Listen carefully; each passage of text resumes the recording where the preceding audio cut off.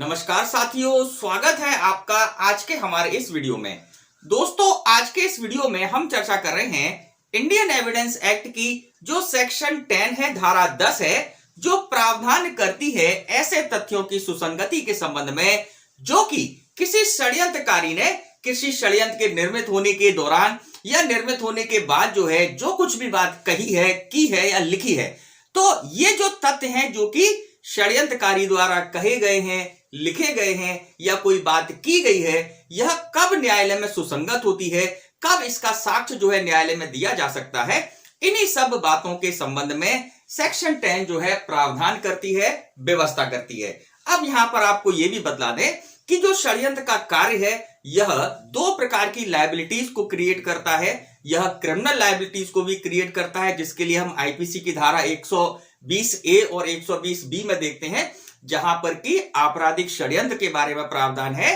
कि जब कोई दो या दो से अधिक व्यक्ति मिलकर कोई अपराध करने के लिए या किसी वैध कार्य को अवैध साधनों से करने के लिए सहमत हो जाते हैं तो वह क्रिमिनल कॉन्स्पिरेसी क्रिएट करते हैं। और उसके संबंध में धारा 120B में दंड की भी व्यवस्था दी गई है। तो देखा जाए तो जो कॉन्स्पिरेसी है यह क्रिमिनल एक्ट भी होता है और इसी के साथ साथ कॉन्स्पिरेसी का कार्य सिविल लायबिलिटी को भी क्रिएट करता है, जहां पर कि कोई व्यक्ति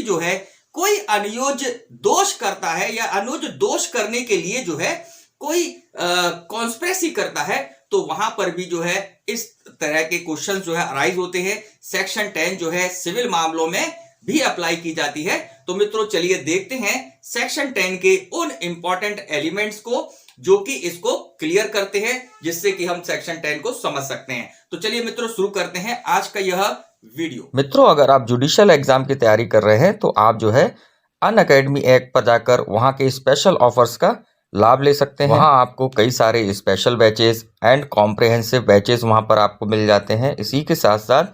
वहां पर रेगुलर टेस्ट सीरीज चलती है, जैसे कि आईपीसी की मंडे को टेस्ट होता है, सीआरपीसी ट्यूसडे को टेस्ट होता है। इसी प्रकार से सभी सब्जेक्ट के टेस्ट वहां पर डेली मिल जाते हैं। वहां आपको एक्सपर्ट गाइडेंस मिल जाता है और इसी के साथ साथ वहां पर आपको India's best educator, interactive live classes, live test and quiz और भी कई सारी चीज़ें वहां आपको मिल जाती हैं। वहां पर फ्री स्पेशल क्लासेस भी चलाई जा रही हैं, चाहे वो माइनर एक्ट हो, मेजर एक्ट हो, उनकी सभी की आपको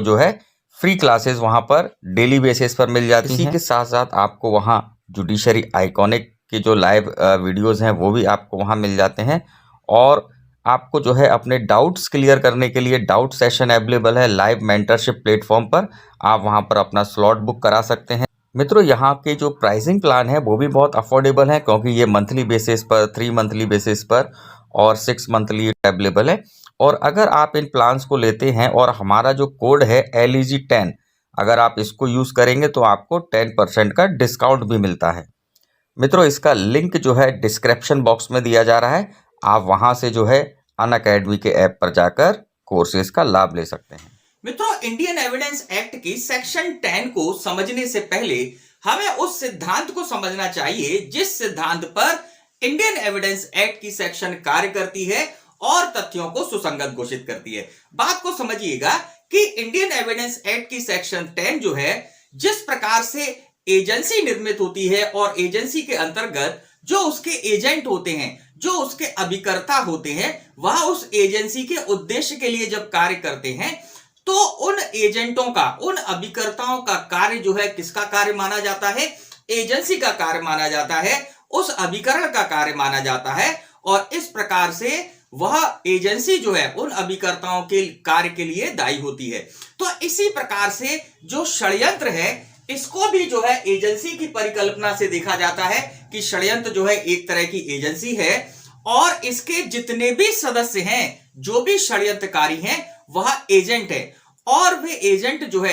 ऐसे षड्यंत्र के प्रभाव में या जब षड्यंत्र निर्मित हो जाए उसके बाद जो कुछ भी वह कहेंगे या करेंगे उनको सेक्शन 10 में रिलीवेंट डिक्लेयर किया गया है। लेकिन इसकी कुछ सीमाएं हैं, उनको हम अभी अध्ययन करते हैं। लेकिन इससे पहले समझिएगा, 2 इंपॉर्टेंट केस है जिसे आपको एग्जाम के लिए ध्यान रखना है। Shardul Singh versus state of Bombay 1957 का केस है। फिर इसी के साथ NCT of Delhi versus Navjot Sidhu 2005 का केस है। इस केस में ऑनरेबल सुप्रीम कोर्ट ने इस बात की पुष्टि करते हुए कहा कि जो सेक्शन 10 है एविडेंस एक्ट का, ये जो सेक्शन 10 है ये थ्योरी ऑफ एजेंसी पर आधारित है, अभिकरण के सिद्धांत पर आधारित है। और जिस प्रकार से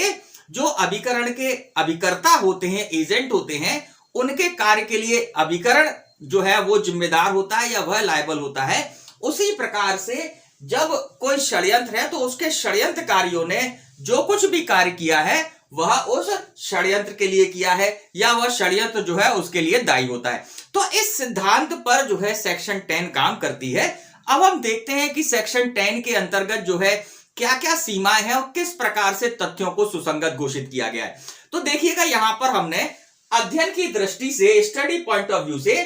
धारा 10 के जो मेन एलिमेंट हैं जिनको आपको ध्यान रखना है, इनको जो है हमने अलग अलग कर दिया है जिससे कि अपन जो है इसको अच्छे से समझ पाए। तो सबसे पहले अपन देखते हैं पहला एलिमेंट क्या कहता है।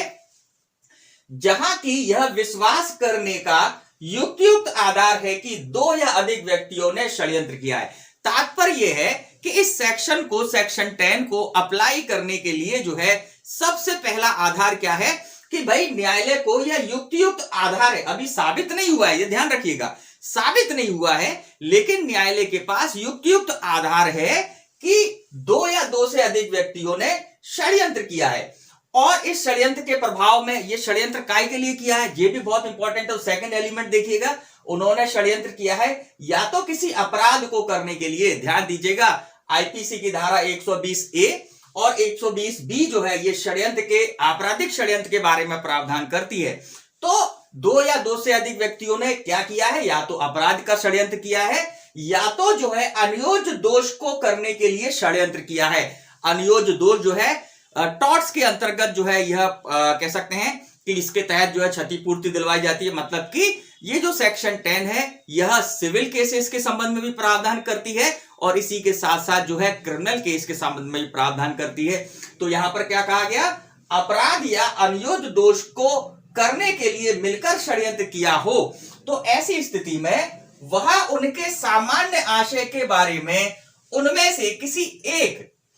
के द्वारा, अब बात को समझिएगा, जब इस षड्यंत्र के लिए या जो कार्य, आपराधिक कार्य किया जाना है या अनियोज दोष किया जाना है, इसके लिए उनमें से किसी के द्वारा या उनमें से जो है सामान्य आशय जब निर्मित हो गया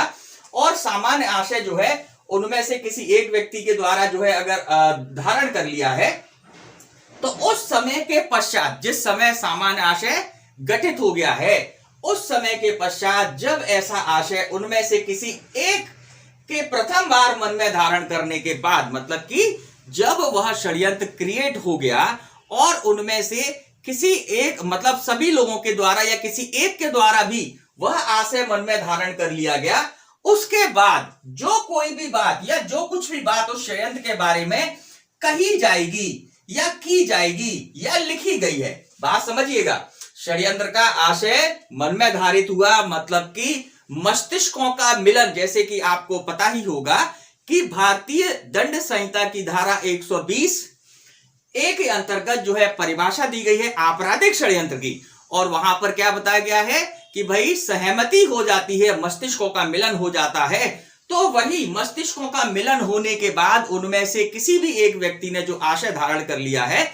उस आशय के प्रभाव में क्या करता है, कोई बात कहता है या कोई बात करता है या लिखता है, तो ऐसी बात जो है उन व्यक्तियों में से हर एक व्यक्ति के विरुद्ध जिनके बारे में विश्वास किया जाता है कि उन्होंने षड्यंत्र किया है, सुसंगत होती हैं, रिलीवेंट होती हैं। किस बात को साबित करने के लिए, तो यहां पर देखिएगा, षड्यंत्र का अस्तित्व साबित करने के प्रयोजनार्थ, मतलब कि मैंने बताया ऊपर आपको कि यहां पर न्यायालय को युक्तियुक्त आधार तो है कि षड्यंत्र जो किया गया है, लेकिन वह अभी साबित नहीं हुआ है। वह साबित किससे होगा, इन तत्वों से होगा। जहां पर ये तत्व आ जाएं तो वहां पर न्यायालय किस किस बात को, अस्तित्व को साबित कर सकता, किया जा सकता है, षड्यंत्र का अस्तित्व को साबित करने के प्रयोजनार्थ सुसंगत हैं। और दूसरी बात, इस प्रयोजनार्थ की कोई व्यक्ति षड्यंत्र का पक्षकार था, कोई व्यक्ति उस षड्यंत्र में भागीदार था, तो इन दोनों तथ्यों के संबंध में या इन दोनों विवादक तथ्यों के संबंध में सेक्शन 10 के अंतर्गत ऐसे तथ्य सुसंगत होंगे जो कि उन षड्यंत्रकारियों में से जब उनका मस्तिष्कों का मिलन हो गया, सहमति हो गई और सामान्य आशय धारण कर लिया गया, तो सामान्य आशय धारण करने के बाद जब उनमें से कोई भी एक जो उसका षड्यंत्रकारी है वह जो कुछ भी कहेगा या उसके द्वारा जो कुछ भी लिखा जाएगा या जो कुछ भी किया जाएगा तो वो जो है सुसंगत होता है। लेकिन इंपॉर्टेंट बात ध्यान रखिएगा कि ये सेक्शन के तहत तभी फैक्ट जो है सुसंगत होंगे जब वह कार्य अभी किया नहीं गया है। बात समझना, अगर ये सामान्य आशय पूर्ण हो जाता है, जिस सामान्य आशय के लिए षड्यंत्र किया गया है, अगर वह पूर्ण हो जाए तो उसके बाद कही गई बात, की गई बात या जो है लिखी गई बात सेक्शन 10 में रिलीवेंट नहीं है। ये सेक्शन 10 में रिलीवेंट कब होगी? जब ऐसी बात कही गई है, की गई है, लिखी गई है उस आशय को पूरा करने के दृष्टिकोण से, तब जो है यहां पर इन लिखी गई बातों को, की गई बातों को, कही गई बातों को धारा 10 के अंतर्गत सुसंगत घोषित किया जा सकता है। अब यहां पर एक इंपॉर्टेंट केस है, ये भी आप ध्यान रखिएगा। कौन सा केस है? केहर सिंह वर्सेस दिल्ली प्रशासन 1988 का बड़ा ही लीडिंग केस लॉज है, आपको बिल्कुल ध्यान होना चाहिए। अब इस केस में हुआ क्या था, एक से अधिक जो है मतलब कि दो लोग जो हैं उनके ऊपर षड्यंत्र के लिए जो है कह सकते हैं कि धारा 10 के अंतर्गत षड्यंत्र के वो साबित करने के लिए जो है फैक्ट रखे गए। तो यहां पर एक अभियुक्त को न्यायालय ने दोषमुक्त इस आधार पर कर दिया कि वो जो षड्यंत्र था वह षड्यंत्र उस व्यक्ति के विरुद्ध कोई युक्तियुक्त परिकल्पना नहीं बना रहा था या षड्यंत्र के अस्तित्व के बारे में कोई तथ्य न्यायालय के समक्ष नहीं थे। तो एक व्यक्ति को उन्होंने जो है दोषमुक्त कर दिया था इस षड्यंत्र के कार्य के लिए। लेकिन जो अन्य व्यक्ति, जो दूसरा व्यक्ति इसके लिए दोष जो है अभियुक्त बनाया गया था, वहां पर जो है यह युक्तियुक्त रूप से आधार भी था और यह षड्यंत्र का अस्तित्व भी साबित हो गया था और उसके साथ साथ जो है धारा 10 के एलिमेंट भी वहां पर उपलब्ध थे, वह साक्ष्य भी उपलब्ध थे। तो इसके आधार पर दोष सिद्धि की गई थी। तो ये केस आप ध्यान रखिएगा, केहर सिंह वर्सेस दिल्ली प्रशासन 1988 का केस है। तो इस प्रकार से जब हम सेक्शन 10 को देखते हैं तो जो अभी मैंने आपको एलिमेंट बताए, यह एलिमेंट जो है न्यायालय में सेक्शन 10 के अंतर्गत किसी विवादक तथ्य कैसा होना चाहिए? षड्यंत्र का अस्तित्व के संबंध में विवादक तथ्य होना चाहिए या फिर षड्यंत्र के प्रयोजनों के लिए कौन कौन व्यक्ति उसमें भागीदार थे, कौन कौन उस षड्यंत्र के पक्षकार थे, ऐसे विवादक तथ्य के संबंध में धारा 10 के अंतर्गत जो फैक्ट हैं, जो रिलीवेंट किए गए हैं, वह न्यायालय में सुसंगत। तो धारा 10 को और बारीकी से समझने के लिए हम इस तरह से भी उसको देख सकते हैं कि धारा 10 के अंतर्गत कौन से तथ्य सुसंगत होते हैं। तो बात को समझिएगा, ऐसे षड्यंत्र का सामान्य आशय के पूरा हो जाने के बाद के कार्य या कथन सुसंगत नहीं है। मतलब कि जिस सामान्य आशय का निर्माण षड्यंत्र में किया गया है या षड्यंत्र के दौरान जिस सामान्य आशय का निर्माण किया गया है, अगर वह सामान्य आशय क्या हो जाता है? पूर्ण हो जाता है, पूरा हो जाता है और उसके बाद कोई कथन किए जाते हैं या उसके बाद कोई कार्य किया जाता है, तो वह सेक्शन 10 में सुसंगत नहीं है। लेकिन इसी के साथ साथ इसको भी देखें कि सामान्य आशय बनने के पहले, मतलब कि सामान्य आशय अभी निर्मित नहीं हुआ है, षड्यंत्र के अंतर्गत जो सामान्य आशय निर्मित होना चाहिए वह अभी निर्मित नहीं हुआ है, उसके पहले अगर कोई कथन किए जाते हैं या कोई कार्य किया जाता है, वह भी इस धारा में सुसंगत नहीं है। मतलब इस धारा में कौन से कार्य, कौन से कथन, कौन से लेख सुसंगत हैं?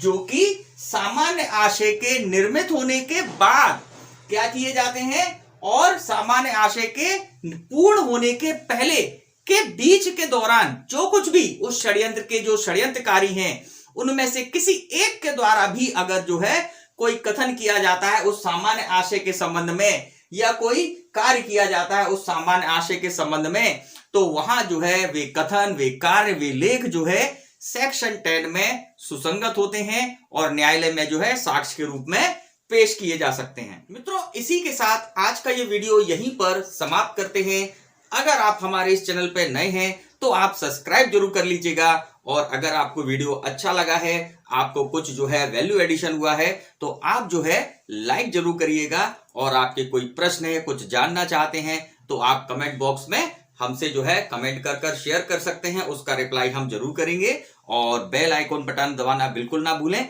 क्योंकि इसी प्रकार के जो लॉ से रिलेटेड, लॉ एग्जाम से रिलेटेड जो इंपॉर्टेंट वीडियोस हैं, इंपॉर्टेंट टॉपिक्स हैं, उन पर जो है वीडियोस हम रेगुलरली लाते रहते हैं। तो मित्रों, होती है मुलाकात आपसे हमारे नेक्स्ट वीडियो में। नमस्कार, जय हिंद, जय भारत।